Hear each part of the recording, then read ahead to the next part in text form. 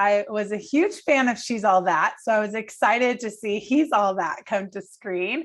And so talk to me, maybe Addison, talk to me about, I love a good makeover, especially when we see a physical transformation along with an inner one too. Yeah, I feel like, that's something that really brought everything together at the end. I think, seeing that physical transformation is only so much, and I think Paget kind of realizes that that's not the important thing that, happens, and she realizes that through the beginning and throughout her character development that, it's really just about who you are on the inside and not having to be perfect or put out this perfect person persona, and that's a really great lesson I think everyone in this day and age can look at and learn from, and I've learned from that a lot too. And I think the physical thing, whatever, I think the long hair was cool. He complains about it because he didn't like the extensions, but it is what it is.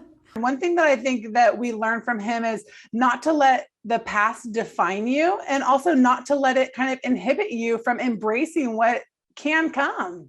When you look at it, he's kind of been, he's weary of everything around him, with the way everything is. But I think just as much as, Paget finds out what's inside of you and to be your true self, I think Cameron, it can be a big softie, and he does want to experience the world. And in order to experience the world fully, he has to open up, it's not just tunnel vision anymore. He's got to open up his view of the world, and Paget kind of changes that for him to show that everybody does have something inside of them, and they can be true and genuine people. So I think that's a big part of it.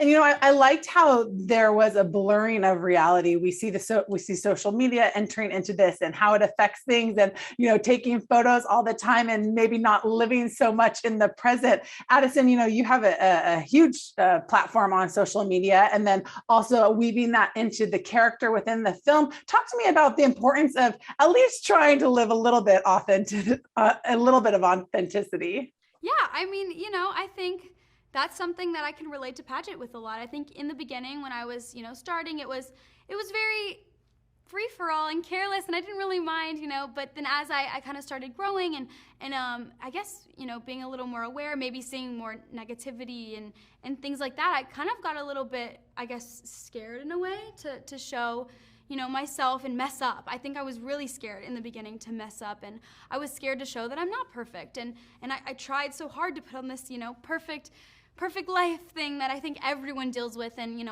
I could ask many people and they could feel the same way. Like, it's really hard to feel like you don't have the pressures of being perfect, and I say myself, like, I'm not a people pleaser, but I definitely don't like disappointing people, and I like to make people smile and people happy, and that's just been who I was forever. And I think I had to really learn how to kind of let that go a little bit and realize that at the end of the day, I'll never be able to control people's perception of me, and no matter what, there's going to be people that don't like me, and there's going to be people that take stories and twist them for their own benefit and own way of wanting to look at things. But at the end of the day, I know who I am, and I'm human. I'm not perfect. I am who I am, and that's what I learned a lot from Paget too.